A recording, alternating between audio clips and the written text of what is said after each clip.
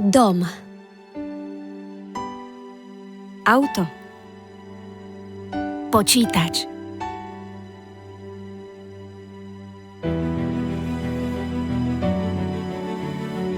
Bolo to pre mňa naozaj ťažké obdobie. Všetci hovorili iba o kríze.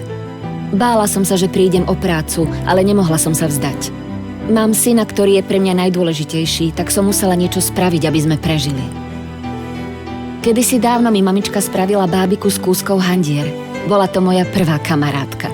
Keď mi bolo ťažko, vždy som si ju zobrala k sebe. Vlastne, ona mi tú situáciu pomohla vyriešiť. Hovorila som si, že každé dieťa by malo mať takú kamarátku alebo kamaráta. Tak som začala vyrábať bábiky z nepotrebných látok, ktoré som našla doma.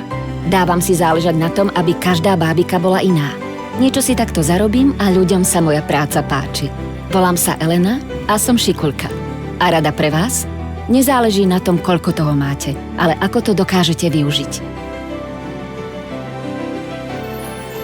Svoju nápaditosť. Svoju vynaliezavosť. Svoju predstavivosť.